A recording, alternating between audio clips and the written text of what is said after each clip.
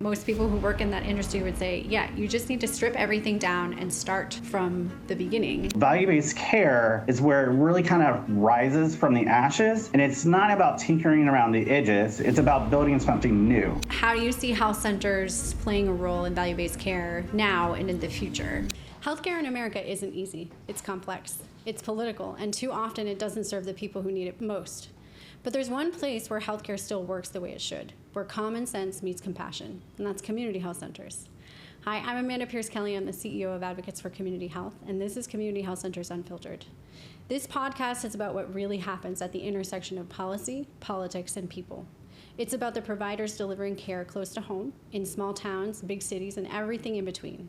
It's about what community health centers do every day to keep America healthy, and what they need to keep doing it. Here, we go beyond the headlines. We unpack what's happening in Congress, what's keeping health center leaders up at night, and what's giving advocates hope. We'll talk about funding uncertainty, workforce shortages, and the legislation that could change everything. You'll also hear stories from patients, providers, and policy leaders about what's working, what's not, and what's worth fighting for. You'll hear from policy experts, community health advocates, public health leaders, and the people who built and rely on the healthcare safety net. Because this isn't just about programs, it's about people. It's about strong, self-reliant communities, and it's about making sure every American has basic access to basic high-quality care without politics getting in the way. If you care about practical solutions, real stories, and what's next for America's healthcare safety net, you're in the right place. Hi everyone, I'm Amanda Pierce-Kelly. I'm the CEO of Advocates for Community Health, and I'm so excited for the conversation that we're having today with Dr. DaShawn Groves, who is an absolute rock star and a former colleague and a dear friend, but who has been in the space, and I'm going to have him introduce himself, both in health centers, but I think more importantly in Medicaid and value-based care and public health for decades at this point, which is wild. But DaShawn, can you introduce yourself for everybody? Yeah, sure. Hi, everyone. I am DaShawn Groves. I am currently serving as the Department of Vermont Health Access Commissioner up here in Vermont, serving over about 160,000 Medicaid members. And so I am really excited to be here and talking about one of my favorite topics. So glad to be here. I mean, is that health centers or value-based care? Both? Can it be both? Can I say it's two of my favorite subjects? Yes, I appreciate the clarifier. But I am really excited in particular to talk about both, but I think value-based care, because in the health center space, it's really important. And it's been important for quite a long time, but I think it is rising in importance, especially in the environment that we're in. But just to get us started, because I think everybody's familiarity with value-based care is different, and I myself will say that for as many years as I've been doing this, I still feel like there are conversations as it relates to value-based care where I just sort of lean back and I'm like, oh, I thought I understood this, but I don't know if I do. So can you just give us some 101 and help people to understand value-based care and why it matters? Yeah, sure. That's often the question is everyone comes in with a different kind of level set. And for decades now, healthcare has been paid in a way that doesn't make sense, right? It's like taking your car to a mechanic who charges you for every single part and every single minute of labor. And so even if the car breaks down, next week, you still have to pay, you have to go back and still have to do the same thing. And so the system rewards the fixes, not the outcomes. So not having the car stay on the road. And so that's really what value-based care is. It kind of flips side dynamic, and it's paying the mechanic now, or the doctor and if we're talking medical terms, to actually keeping you running as smoothly as possible over time. And it's just isn't about the visits or the repairs. It's keeping you healthy, safe, and kind of moving forward. The thing is, I would say that the thing about it in bigger picture terms, our current system is kind of like a house that's been patched over and repatched several times, and the foundation is really crumbling. We have policies here, a rate tweak there, and every patch kind of just covers up the decay of the system, right? And so the only way forward is kind of rethink the things that we're doing. And I know that sounds a little harsh, But if you look around, we're dealing with things such as provider burnout, health inequities, unsustainable costs.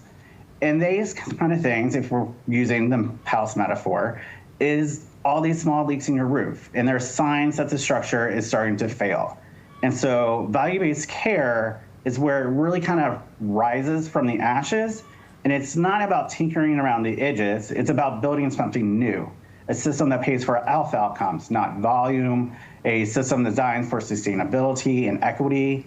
And so the transition from kind of this paying for fee-for-service or all these little parts to a more of an outcome base is a little messy right now. So changes. But I think for the longer haul, it gives us permission to kind of reimagine a system that actually works for the patients, the providers, and the communities that they live in. And so that's kind of the reason why value-based care matters, is because the old way needs to kind of be burned down in a way. And healthcare can finally be reimagined in a way that actually works for the people that it's meant to. So it's interesting listening to you. First of all, I really appreciate the metaphors because I think it makes it so much easier for someone who doesn't work in health policy and even for people who do work in health policy to sort of imagine it in that way. But one thing I was going to mention is that it also interestingly aligns with this moment in time in terms of, I think, the healthcare transformation that's happening. And obviously there's a storm underway and we're all navigating that. But I think about things like Make America Healthy Again and sort of a shift towards or leaning into primary care, chronic disease management, all of these things. But to your point, the whole point is to have this continuum to keep people healthy, to manage those chronic illnesses so that you're not having these catastrophic issues and the patchwork and all of that. And then I think the other thing with a lot of the change that's going on right now in general, it's hard. Change is hard. It can be very hard.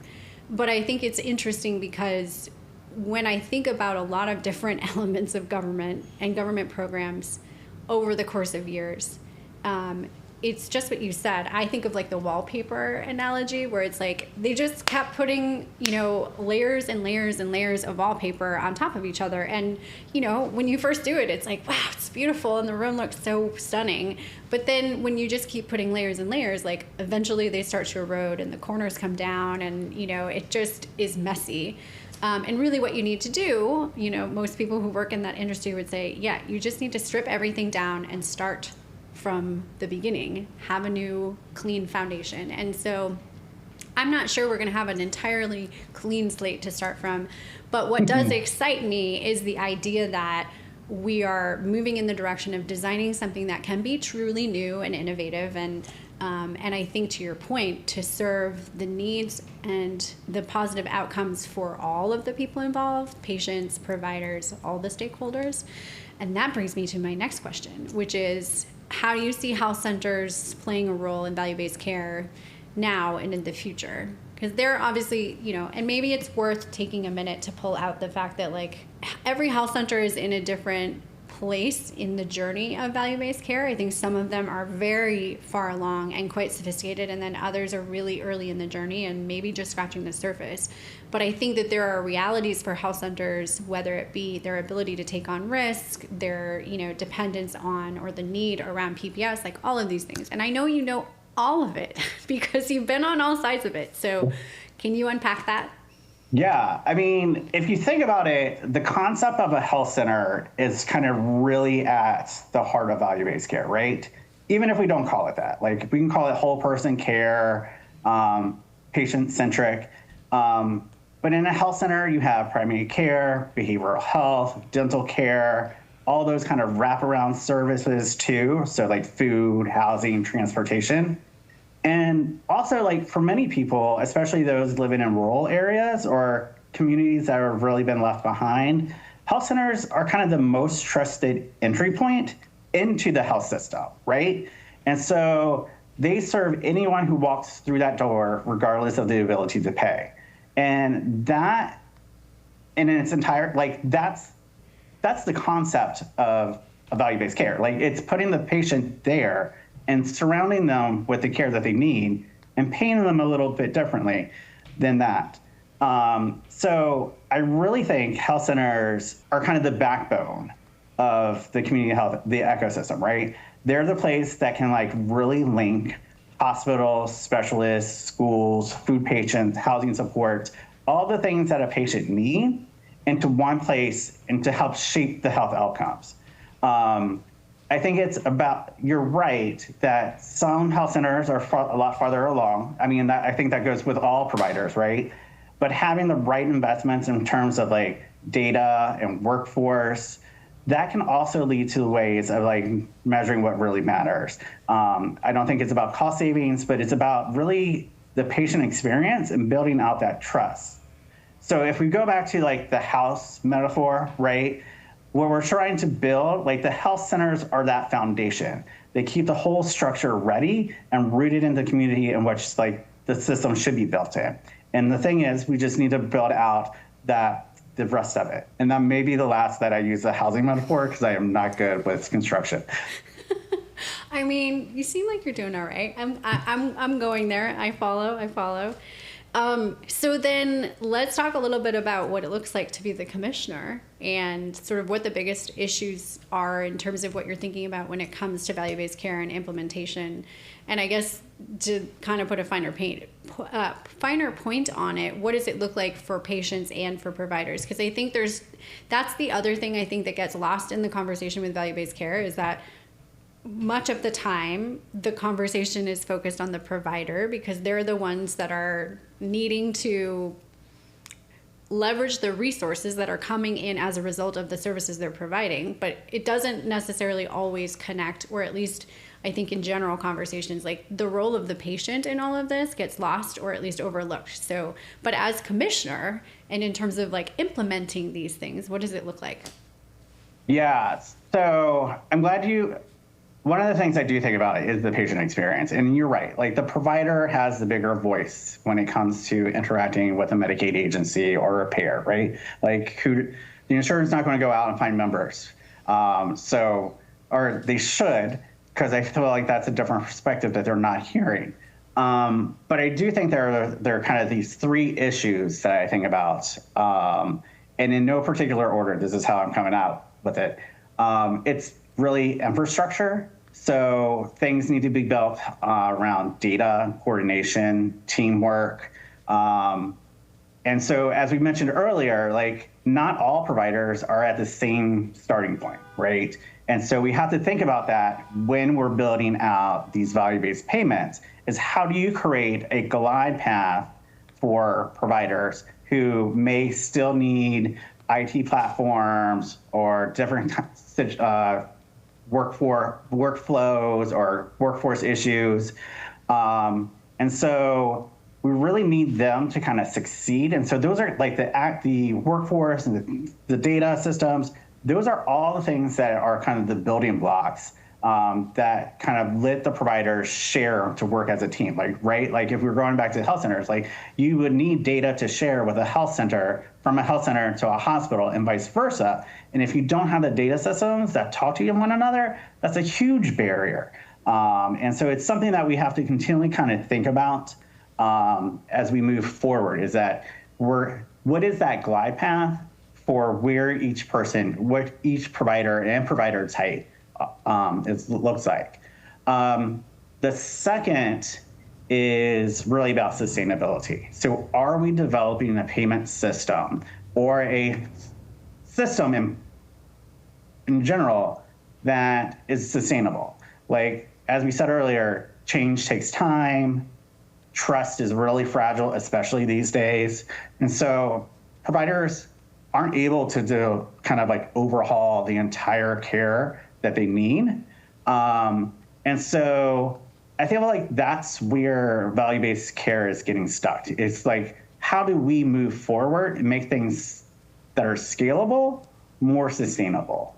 So like thinking about the scalability piece of it. And then third, and I will harp on this, is because I am a huge advocate about putting the member first and thinking about that. Because at the end of the day, patients don't care what you call the model. They don't care if it's an accountable care organization. They don't care if it's a population-based or a pay-for-performance. right? They care about whether they get into an appointment that they needed and whether the doctors talk to them in a manner that they understand. Yep. And so so you really have to put that patient first and come out. And what I'd like to do is, like, when we're thinking about new models, is to say, let's think about the member journey here. If we're doing it this way, what does that patient need from that provider? And what are the pieces that are missing that will help that provider better serve that patient? Those are kind of like the things that I think about. I'm sure I think about a lot more when I get into the weeds of value-based care, but kind of those are the three things that I continue to kind of think about. I mean, there is a fourth one: is, do I have a budget to do this? Because some of these things they're not easy, right? Like, it's not easy to pay for data systems.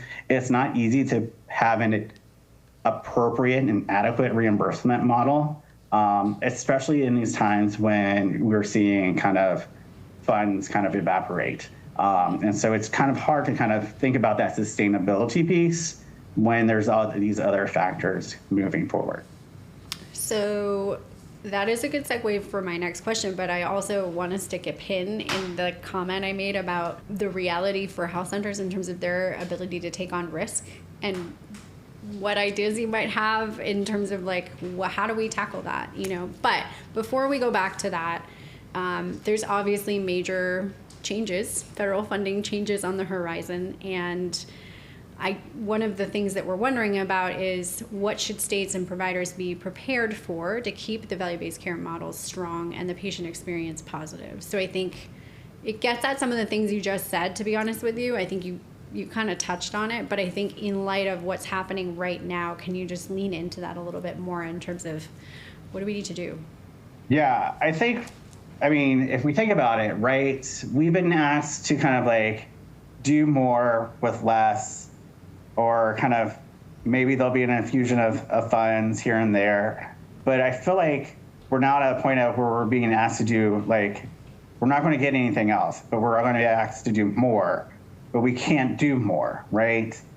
And so I feel like there's this kind of tension that's being built where we really have to start to think about that accountability piece. Like, we know that the funds are going to be tied more directly to measures. We know that there's going to be financial pressures. Resources are really tight. We know that there are workforce kind of costs that are going up. There's a lot of dependency now on, like, travel nurses, which you see kind of skyrocket, like, budgets right now, especially for health centers and the hospitals. And I think what we have to do is really look and prepare kind of for leaner times, but look within ourselves on kind of looking for efficiencies. And when I say that, I'm thinking about, how do we really kind of partner with other people in the community, right? So, and this kind of gets back to the role that health centers can play is, right, look at those I'm stumbling here, but look at those operations and what can be shared, what kind of, like, HR, finance, what other kind of shared services can we kind of combine, like, tackle together that would create some efficiencies? And so I think there's a lot of focus right now on, like, cost and savings, but there's this delicate balance of, like, preserving patient access and looking at their satisfaction. And I think that's really what states can do, like, really encourage partnerships, look at different types of integrative models that they can promote, look at even, like, not within, like, the state healthcare, like, think about it like social services too. But really kind of signal that the models here are here for the long haul, and that the next year they're not going to be up. Because the one thing that providers and patients need is that piece of predictability. Yeah. And so that's what has to be communicated, is that we're going to make these changes, but we're not going to sweep the rug out from underneath of you and abandon the new payment structure. Like, we have to give it time to kind of grow.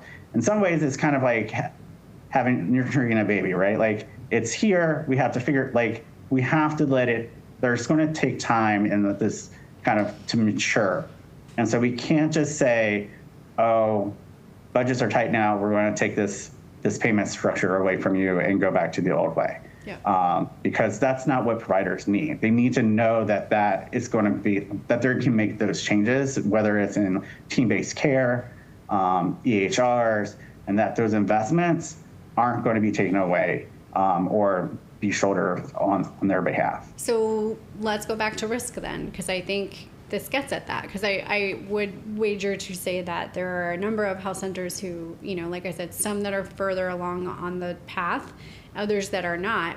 But I think pretty much all of them would like to be further along, but it has to do with like how much risk they can actually take on. And I think the question I have is twofold. One, sort of with your knowledge of health centers and sort of what that looks like, words of wisdom as it relates to that in this moment. But then I also think in your present role, is there an opportunity there? Like how, obviously ACH is having conversations with CMMI constantly about, and CMS about how do we construct models that are health center specific to sort of address some of these things. But I think in the seat that you're in right now, like, what are your thoughts and what does that look like? And then I think connecting that to, because I know you have lots of ideas, what are some of the innovations that you would call out? Because I think now's the time, to your point, like a lot of things are changing, but I think there's opportunities, and in particular, the innovation component of this is going to be really important.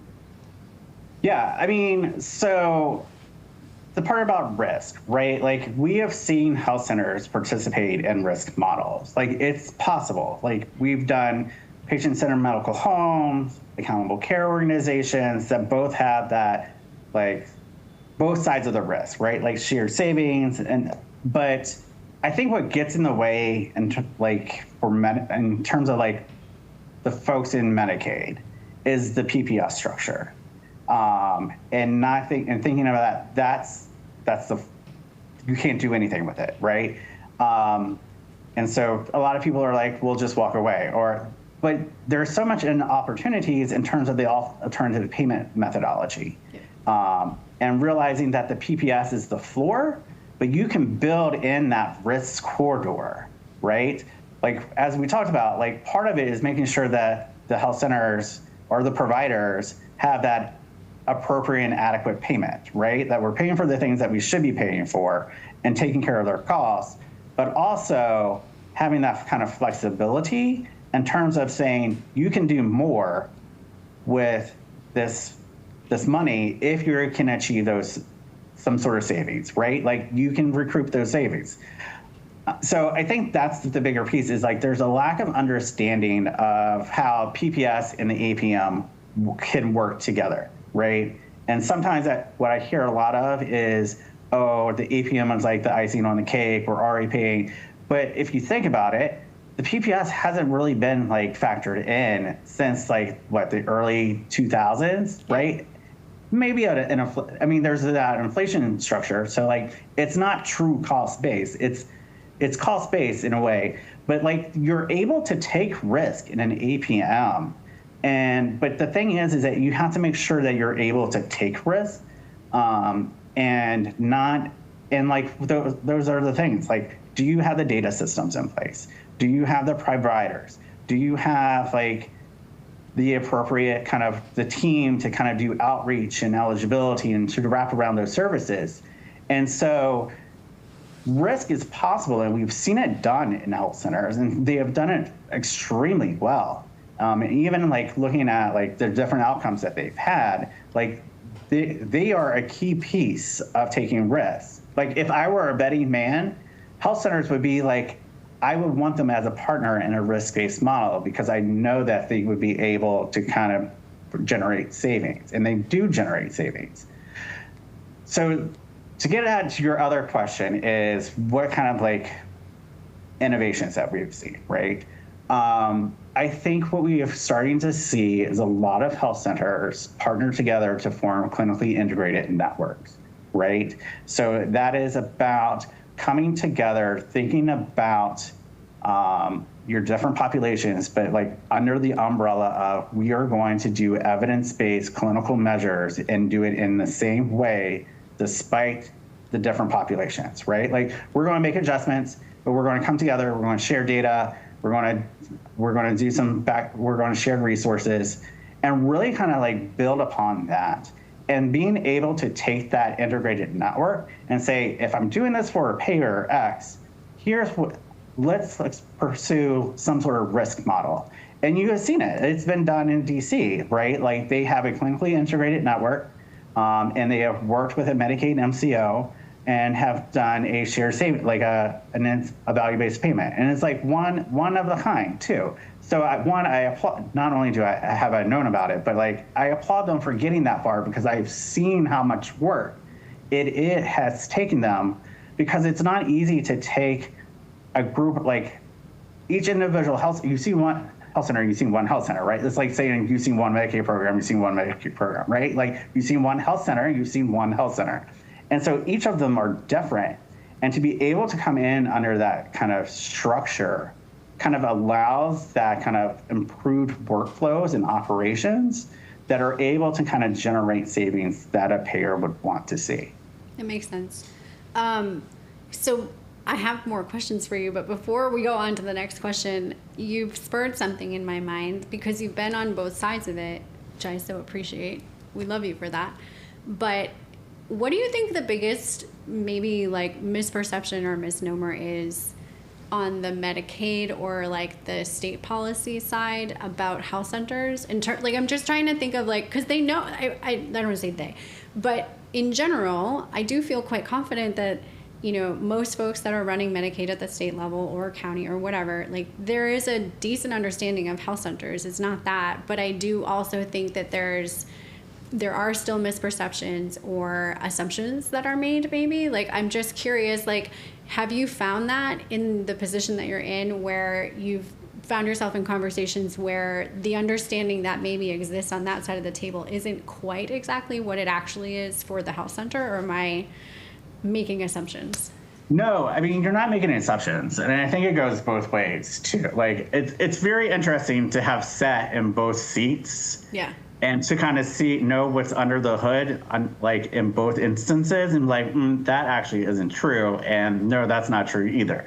I think from the Medicaid perspective, right, I think it's a harder sell. It's like people really don't understand the structure of the PPS, nor kind of where to go with an APM structure.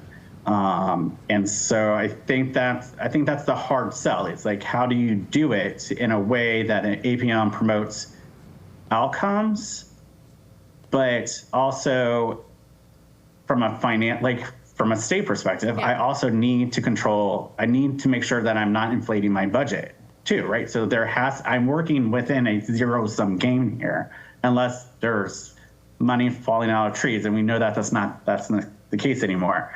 But it's really that understanding. It's like all those kind of statutory kind of health center specific like payment requirements, the PPS, the change of scope, what's a Medicaid service, what's allowable cost, like that, it just mucks up the water so much.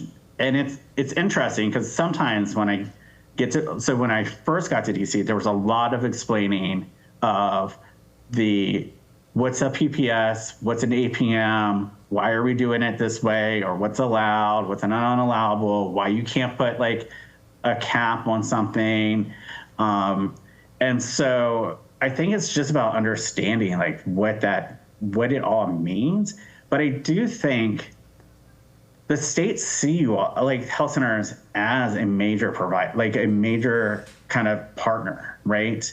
And we may not all agree that everything is all copacetic, right? Like there are going to be times that we disagree. Like we can't always give more money, and that's because we don't have any money to give. And so I think from the other side, it's not that the states are kind of like hardballing you all. We're working in this tough environment of we still have balanced budgets, right? We can't increase costs. If we increase costs, that's likely a reduction somewhere else in the Medicaid system that's hard to kind of balance. And so I think the other thing too is we see health centers, but we also know that there are other payers, right, that you all can lean on, leverage as well, right? Like the commercial side of things. So like there are opportunities to say, hey, I mean, there was one instance where a health center was like, or they said something, and I was like, but we're not even your biggest payer. Like, we're a third, we may be less than a third of your payer mix. I'm like, so you still have leverage elsewhere to kind of go to, right? And so that's one of the things that states look at too, is like, we know that sometimes we're your largest payer, like the part of your largest payer mix, and we will work with you on that. But there are other times when we're like, you need to work with your other payers too. Yeah. No, I think it's a really good point. And I also appreciate you calling out that like it exists, the assumptions exist on both sides, or the misperceptions exist on both sides. I want to bring us back to patient care a little bit, and in particular call out, like, are there examples of, because before we even get there, I really appreciate, and I know this about you for all the years that I've had the pleasure of being your friend and your colleague and all the things, but I know you care about the patient, and I know that that's really central to the lens that you bring to your work. But in the context of value-based care, can you think of an example where you did see like improved outcomes, or like a really special scenario where patient care and patient experience was really positively impacted as a result? Yeah, I mean, these are all kind of provider stories. So these are all kind of second-hand experiences. But I mean, what we're often told, right, is you think of a patient who has diabetes or a chronic condition, who is a frequent flyer to the ED, right? Multiple times a year, sometimes a month. But once they get into the door, or once they're starting to be engaged and shifted to a team-based model that has care coordination, that you're able to have an appointments on time, and that they're able to kind of have that structure in place, the patients not only get better control of their blood sugar, but they also get the things that may have been causing it, like other stressors, right? Like housing support, like a walking group. Like there are things there that, because we've moved to not a pure kind of encounter-based approach, but more of a kind of like, I want to pay you this lump sum and you're going to take care of DaShawn. And that allows the health center to kind of like think differently and be like, okay, now that I have you, here's all the things that you need. DaShawn, what do you want to tackle first?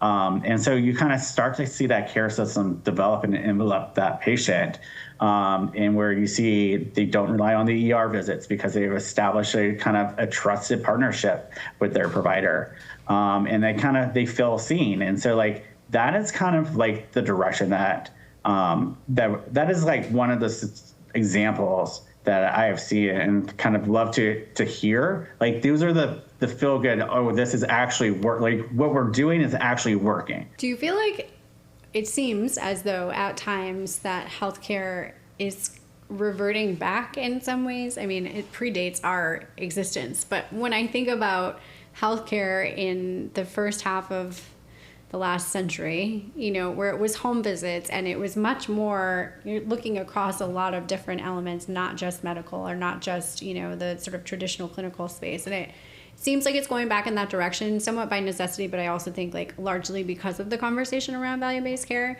But I also, something that I hear, and it differs from health center to health center, but, for a variety of reasons, there's a cultural shift sometimes that I think has to happen when it comes to value-based care, and some of that when it comes to providers, it's like, wait, how many people do I have to see a day? I'm doing what, and now you want me to do what? So can you speak to that a little bit in terms of just when it comes to providers, sort of what hinders their sort of willingness, or what incents them? I mean, I think we know what incents them. It's greater resources, et cetera. But I think that's another piece of this that is not necessarily overlooked, but I think maybe gets lost a little bit in the conversation. Yeah, I mean, I do think that the pendulum kind of swings back and forth a little bit, right? Like we were all into like home visitations like early on, and then the system for whatever reason decided we're going to pay for you to come into the office, and like especially during the pandemic, right? Like we're like, actually we have telehealth, and then after the like post pandemic, it was like actually we're going to take back those telehealth visits. So it's really fascinating to kind of see where the system like places their investments. But in terms of like what helps or hinders a provider, I think it's really like, we'll talk about like first in terms of hindrance, I think administrative burden, right? Like you hear providers harp about documentation in EHR, like enrolling in Medicaid multiple times because you're at one health center for part of the week, but you're at another health center for the other half. And so like you have to be credentialed twice, and that takes time. I think the financial risk piece, the uncertainty of that risk, without knowing kind of the support system that you have, or without knowing kind of like what you would need in order to take on that risk, is kind of a hindrance. I mean, it's just, there's a lot of uncertainty about whether models will last or whether it's a short-term pilot, right? Like we have seen several kind of, like we have seen CMMI like pull several of their kind of big kind of like their models, and so like that creates some uncertainty for providers. And then other times when you're like, let's pilot it and test the scalability piece of it, and then you do all this work and you change your systems, and then the payer says, actually, we're not seeing the outcomes that we were expecting. We're going to move in a different direction, right? So that's kind of like what hinders providers. I think what helps them is the complete like it's the reverse, right? Duh, Amanda. It's really kind of having those clear, consistent expectations that what are they truly being held accountable for? What is the role of the payer or the issuer that really kind of like that defines those roles and responsibilities? It's about like really having a robust data sharing and technical support, making sure that you have actionable data, right? But like in a timely manner, and in a time that you need the data. Like the data can't be months old, and you're trying to see a patient that just hit the hospital ED, and you're trying to go see them, right? Like what good does that do? But I also think like having peer networks where providers can learn from each other and kind of like develop that support of here are the things and share ideas and kind of what's working, what's not working, those kind of best practices. I think that's where you start to see providers really kind of embrace the different types of models. So I love that you just said that, because I think a lot of what ACH does is that it's the peer-to-peer space and sort of learning from each other and really lifting up some of the, best practices, if you will. I'm thinking about the time that we have, and I know you're very busy because you're a commissioner and you do lots of important things, but I think one of the things that is very top of mind, and I'd love to get your perspective about this, but just as it relates to HR1, like how do we, I know, don't roll your eyes. You knew this question was going to come up. So, but like what can and should we be doing? And obviously like the primary care associations are amazing and they're doing a lot of outreach and continue to maintain the relationships. But I think also like, what is it that health centers can and should be doing right now? I think everything from to prepare, but also I think to try to understand, communicate, help design, like everybody, like this is what's happening. And so I think at this point, people are now in a space where, one, we're still waiting for information. Obviously, guidance is coming, hopefully soon. And that will help. But I think there is in this space as well a lot of unpredictability. And I think there is also a great desire to try to make this as successful as possible in a variety of different ways. One, in the patient space, obviously, to make sure that there's as little disruption as possible. And so helping to create the systems and the procedures to keep, continuous access and hopefully continuous coverage.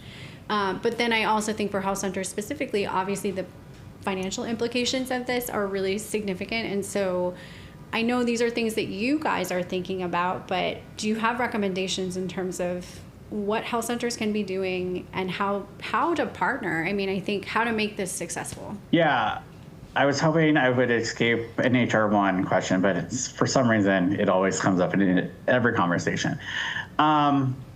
I think we have learned a lot from unwinding, right? And I think those lessons learned should be applied to what is about to come, like at the end of, or at the beginning of, what, 27? Yeah. 20. I get my dates wrong all the time with this. But I think for health centers, the role that you can play is to really, like, you are the ones who are really going to be the first line of defense for coverage, right? And to make sure that those patients have all the information, the paperwork, because what we know, right, is that it's not having a work or like education. It's about having that paperwork. Yeah. In place, so making sure that they have that, because that's not having the paperwork or not submitting it in time. Those are the things those are the reasons why people lose coverage, right? So being that first line of defense for Medicaid agencies and communicating the role that you all can play, right? Like be the assister, the outreach, the enrollment, the eligibility piece, the things that you have excelled at so much, right? Continue to do that. And to work with the states to make sure that that process works in a way that, one, the states can comply to with the feds, but like that the patient is able to make sure that they're there. And I think, so like really being that kind of that communication piece, right? Like getting the word out that changes are like people know changes are coming, but like they don't know when, they don't know what it looks like. And I hear that all the time. And like, I was like, actually, nothing's changing this year. It's actually next year that we have to start worrying. But like our planning starts this year. But starting to get the word out and being that trusted voice in the community where people can listen to and to kind of think through ideas of what happens if a patient doesn't have employment, or what are the opportunities, right? Like I was just spitballing the other day and I was like, well, could we just offer an internship program, right? And like that's how they get their 80 hours a week, or couldn't they do is there something there that providers or the community can kind of create to kind of help them meet those requirements, but also to document that they're actually participating. Yeah. And that is my biggest worry, is like the paperwork piece. Yeah. That administrative piece is what's going to kind of be the barrier. Not that, because when you look at the data, right, there's a lot of people who already meet those exemptions or already who are working. So I think one is to helping dispel that information that they're just at home, they're 26 years old, they're just on their parents' couch. But like helping them help us show that, document that they're actually meeting those requirements. Yeah. And so I think that's the big piece, is really lean into your outreach and enrollment and your eligibility piece. So you are also not going to escape a question about the Rural Health Transformation Fund. I like talking about that. That's fine.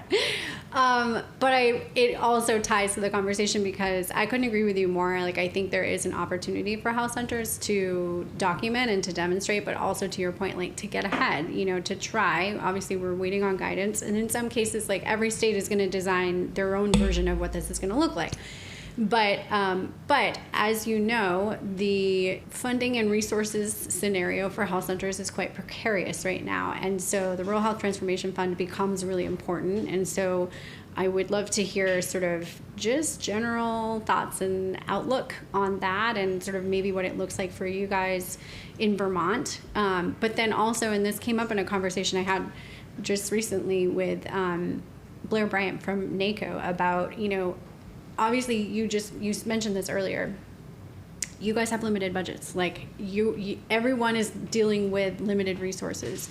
But is there also conversation about and recognition of the role that health centers play in terms of savings, and sort of like and then prioritizing where resources go in order to support that. Or, when we talk about outreach and enrollment, it's sort of like, okay, and health centers we've proven, are among the best, if not the best, to do that, but they need support and resources to do it. So again, thinking the two hats, because I know you've been on this side of it, that the role that health centers play, but also the realities of what it looks like to implement and where to allocate resources, and then specifically the fund. It's a lot of questions rolled into one. That is a lot of questions. So I'm going to, You're in a the doctor. way that I remember I know you can handle it.